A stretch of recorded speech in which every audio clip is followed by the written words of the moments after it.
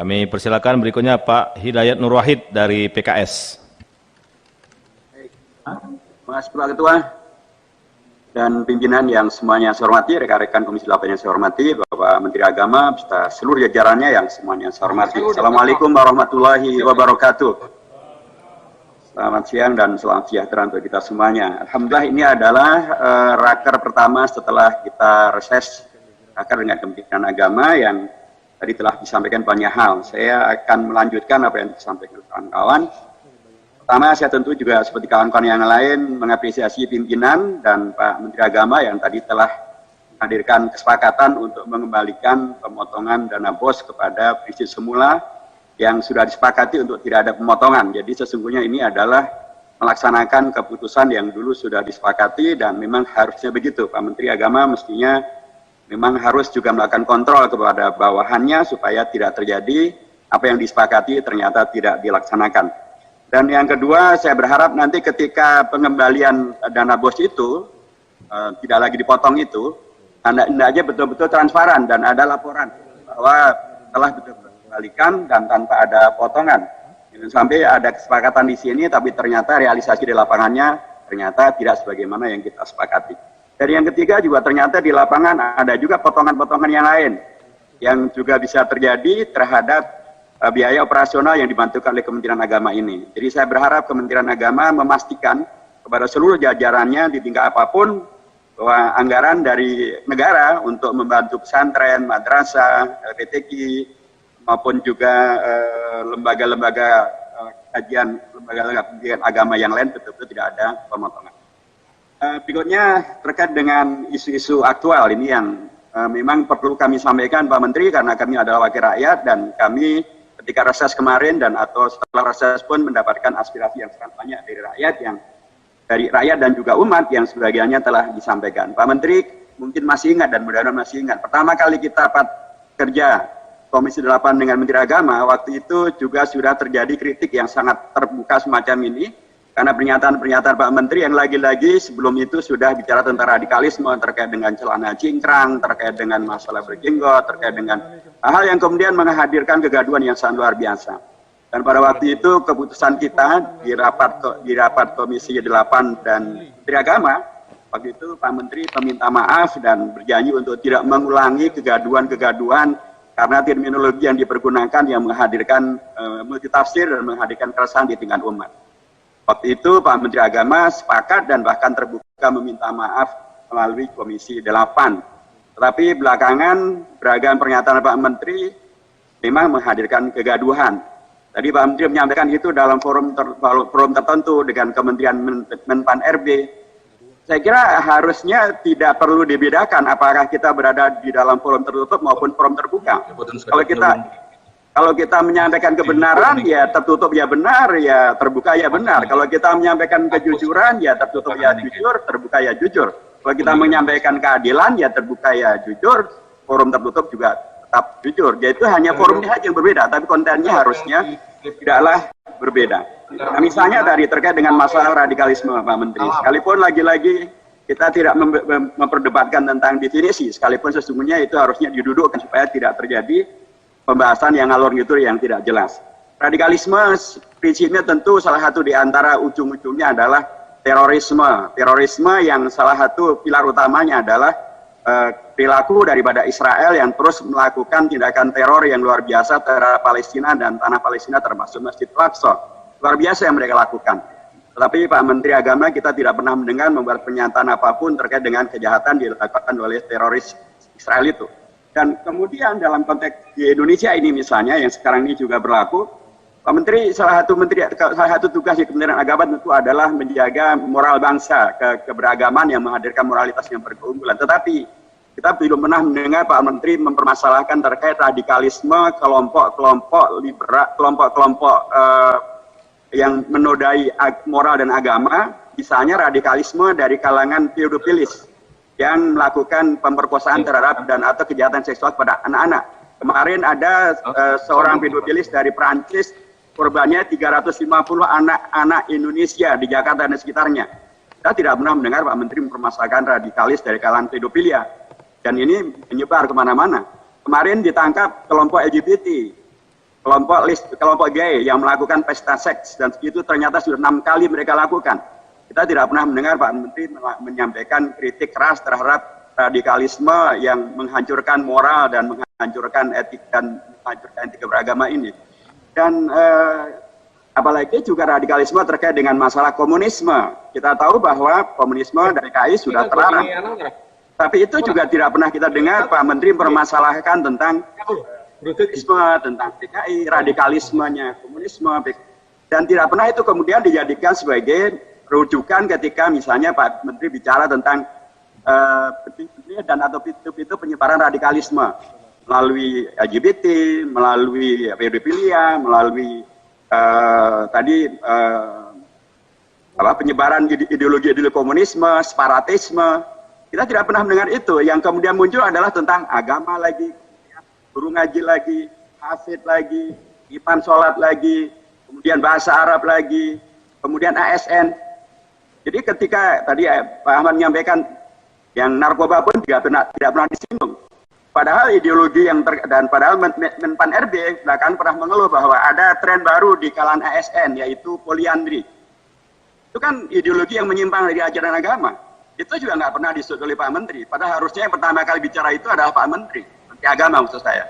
Jadi harusnya Menteri Agama kalau bicara tentang radikalisme janganlah berlaku tidak adil, dan apalagi dengan definisi yang tidak jelas.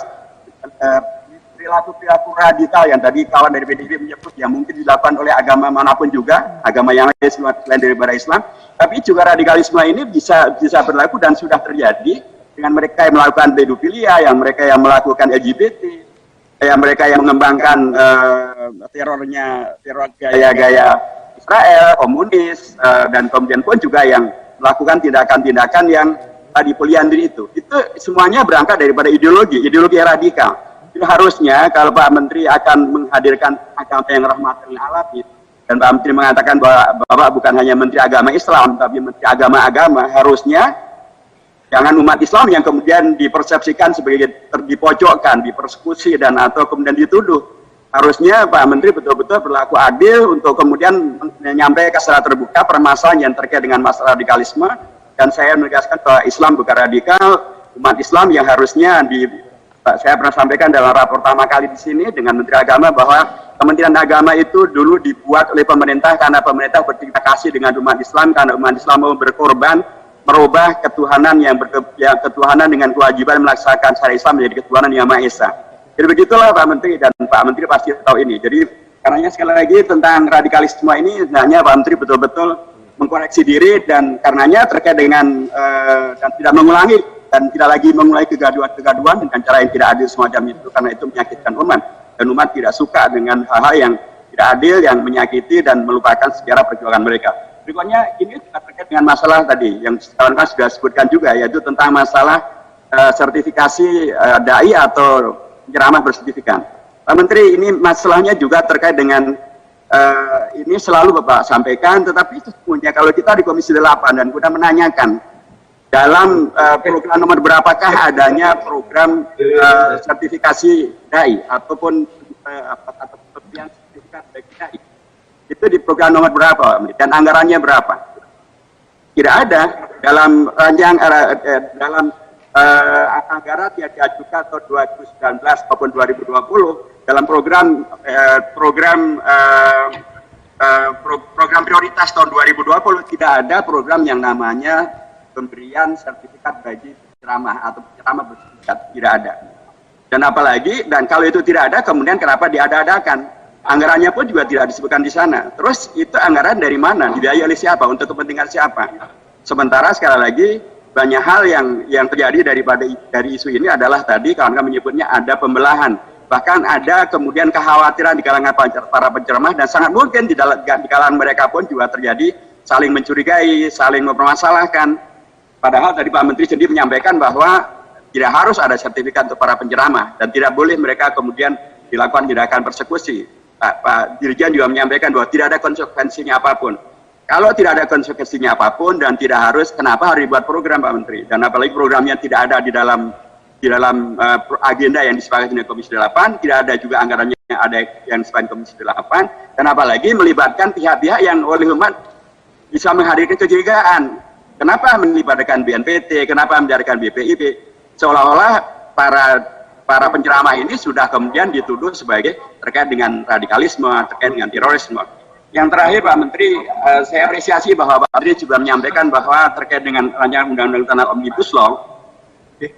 Jadi saya ingin menegaskan karenanya program sertifikasi tadi dihentikan saja dan tidak perlu dilanjutkan karena tidak diperlukan, toh juga tidak ada sanksinya dan bukan program yang disepakati. Terakhir terkait dengan RUU Omnibus Law tadi, Pak Menteri, saya sepakat dengan Pak Menteri yang menyampaikan bahwa undang-undang tentang pondok pesantren, undang-undang nomor 18 tahun 2019 itu ada lex spesialis. Karenanya terkait dengan masalah RUU Omnibus Law itu mestinya tidak bisa dipakai untuk menghukum pesantren dan atau lembaga pesantren. Itu normalnya begitu Pak Menteri. Tetapi dari sisi aturan, dari sisi fakta hukumnya, pasal 81 dari RUU Omnibus Law itu ungkapannya sangat jelas bahwa penyelenggara pendidikan baik formal maupun non formal harus berbadan hukum dan bila tidak berizin maka akan dikenakan sanksi kurungan bisa sampai 10 tahun dan atau denda sampai 1 miliar. Pak Menteri, kata-kata pendidikan formal maupun non formal itu termasuk di dalamnya adalah pesantren dan pondok pesantren dan juga madrasah-madrasah termasuk yang swasta. Karenanya bila tidak ada koreksi terhadap pasal ini di tingkat lapangan bisa saja terjadi kemudian pemanaan yang kemudian memasukkan pondok pesantren sebagai bagian daripada lembaga pendidikan yang formal maupun non formal. Karenanya Pak Menteri, untuk melanjutkan pernyataan Bapak itu harusnya Bapak juga menyampaikan koreksi ataupun menyampaikan pada Kementerian Pendidikan dan atau kepada pihak terkait di DPR agar ditegaskan di sana bahwa yang dimaksud dengan pendidikan formal dan non formal dalam RUU Omnibus Law itu adalah bukan pendidikan yang diatur oleh undang-undang tentang pesantren. Jadi pesantren mempunyai undang-undang sendiri dan RUU Omnibus Law tidak mengatur tentang pesantren. Menurut saya itu perlu Pak Menteri juga sampaikan secara definitif, secara teksnya begitu, supaya tidak terjadi salah paham dan salah tafsir di tingkat lapangan. Tapi kalau itu dibiarkan, maka pernyataan tentang pendidikan yang formal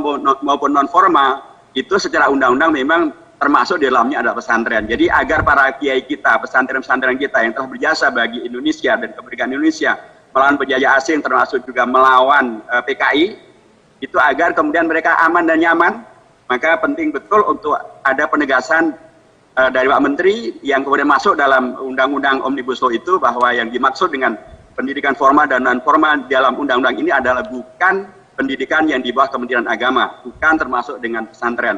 Atau dikoreksi dihilangkan saja Pak Menteri, bisa juga mengusulkan demikian. Cukup Saya Pak. kira demikian. Terima kasih. Mudah-mudahan kali ini adalah kali terakhir Pak Menteri menyampaikan kontroversinya dan berikutnya tidak mengulangi hal-hal yang kemudian tidak membuat umat menjadi tidak nyaman. Pak Menteri, kita tahu bahwa Kementerian Agama itu bukan baru kali pertama punya menteri dari latar militer. Dulu ada Pak Tarimiti Tahir, Masya Allah di mata umat sangat nyaman, sangat bagus. Dulu ada Pak Alam Sahratu Perwira Negara dan bahkan Allah itu memberikan pujian yang luar biasa dan apresiasi dari umat ketika beliau menyampaikan bahwa umat Islam memberikan hadiah terbesar bagi Indonesia, yaitu berupa perubahan sila pertama itu. Pak Menteri, Anda melanjutkan dari para tokoh itu dan hendaknya jangan kemudian hadirkan sesuatu yang membuat rakyat terus-menerus gaduh, tidak nyaman agar pernyataan-pernyataan dari Pak Menteri yang menghadirkan ketidaknyaman di tingkat umat. Terima kasih. Assalamualaikum warahmatullahi wabarakatuh. Ya, makasih Pak Hidayat Nur Wahid dari PKS. Kami ke meja pimpinan, silakan.